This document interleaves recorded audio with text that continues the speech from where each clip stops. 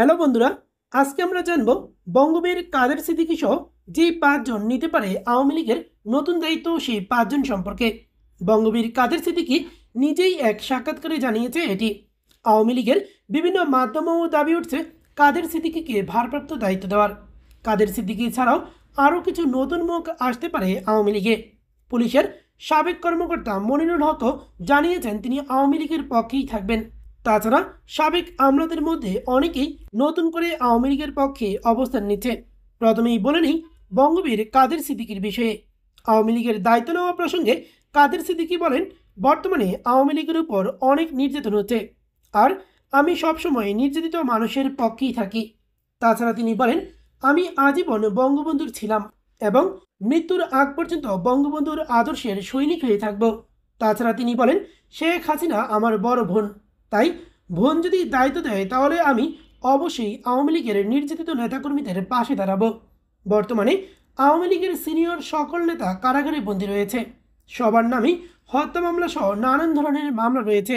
বিগত আওয়ামী লীগ সরকারের সাথে জড়িত কেউ পলাতক, কেউ গ্রেপ্তার, আবার কেউ দেশেই আত্মগোপনে অনেকটা নীরবে আছেন।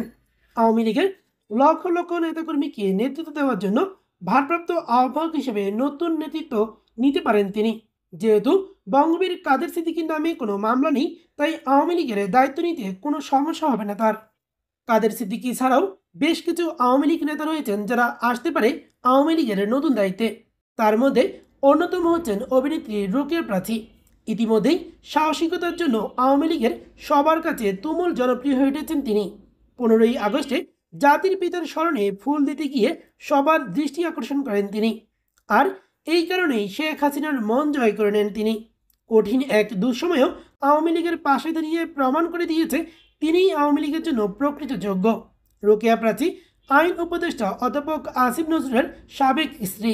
ইতিমধ্যে দেশে থেকেই আওয়ামী লীগের পক্ষে সরব হয়েছেন তিনি। এছাড়া আওয়ামী লীগ সভাপতি শেখ হাসিনার সাবেক রাজনৈতিক সচিব সাবের হোসেন চৌধুরীও আসতে পারেন এই দায়িত্বে। 5ই আগস্টের পর গ্রেপ্তার হয়েছিলেন তিনি, কিন্তু গ্রেপ্তার হলেও জামিনে মুক্ত হয়ে বের হন তিনি। শুধু বাংলাদেশেই নয়, আন্তর্জাতিকভাবেও ব্যাপক গ্রহণযোগ্য তিনি। আওয়ামী লীগের অনেকেই চান দলের দায়িত্বটি তাকে দেওয়ার জন্য। কিছুদিন আগে ভাইরাল হয়েছিল সাবেক রাষ্ট্রপতি আব্দুল হামিদ এবং নারায়ণগঞ্জ সিটি কর্পোরেশনের সাবেক মেয়র সেলিনা হায়াৎ আইভী দায়িত্ব নেবে আওয়ামী লীগের, কিন্তু পরবর্তীতে এই বিষয়ে কিছুই জানা যায়নি। আওয়ামী লীগের মতো এত বড় দলের নেতৃত্ব এই দুইজনের পক্ষে সম্ভব নয় বলে মনে করেন অনেকেই। এদিকে আওয়ামী লীগের নতুন দায়িত্বে চমক হিসেবে আসতে পারে সজীব ওয়াজেদ জয়। এটি নিজেই জানিয়েছেন তিনি। সজীব ওয়াজেদ জয় বলেন, আমার পরিবার সকল বিপদেই এদেশের মানুষের পাশে দাঁড়িয়েছে। আওয়ামী লীগের নেতা, কর্মী, সমর্থক, ভোটার ও দেশের মানুষ যদি চায় তাহলে অবশ্যই আমি আওয়ামী লীগের দায়িত্ব নিতে প্রস্তুত। সজীব ওয়াজেদ জয় বলেন, এই দেশের উন্নয়নে আমার মা সারা জীবন অক্লান্ত পরিশ্রম করে গেছেন। আমার পুরো পরিবার এই দেশকে স্বাধীন করার কারণে হত্যাকাণ্ডের শিকার হয়েছে, তাই অবশ্যই এই দেশের মানুষের বিপদে পাশে দাঁড়াতে প্রস্তুত আছি আমি।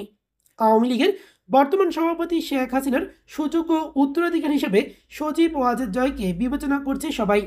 বঙ্গবীর কাদের সিদ্দিকী, অভিনেত্রী রোকেয়া প্রাচী, সাবের হোসেন চৌধুরী, সজীব ওয়াজেদ জয় এই চারজন ছাড়াও আওয়ামী লীগের দায়িত্ব নিতে পারে আরেক হেভিওয়েট নেতা জাহাঙ্গীর কবির নানক। শেখ হাসিনার অনুপস্থিতিতে আওয়ামী লীগের হাল ধরার জন্য বর্তমানে সবচেয়ে যোগ্য নেতা তিনি। তার মতো সংগঠন পরিচালনার মতো দক্ষতা আওয়ামী লীগের খুব কম নেতারই রয়েছে। তবে আওয়ামী লীগের নতুন নেতৃত্বে আরও অনেককেই দেখা যেতে পারে। সংগঠনকে নতুনভাবে রাজনীতিতে সক্রিয় করতে ইতিমধ্যেই বিভিন্ন রাজনৈতিক কর্মসূচিতে যোগদান করেছে শেখ হাসিনা, তাই খুব শীঘ্রই আওয়ামী লীগের নতুন নেতৃত্বের ঘোষণা দিতে পারেন তিনি। তো প্রিয় দর্শক, ভিডিওটি কেমন লাগলো কমেন্ট করে জানাবেন, এবং আপনার মতে বাংলাদেশ আওয়ামী লীগের কোন নেতৃত্ব বা কাকে এই দায়িত্ব দিলে ভালো হবে সেটিও কমেন্ট করে জানাবেন। তো সম্পূর্ণ ভিডিওটি দেখার জন্য সবাইকে অসংখ্য ধন্যবাদ।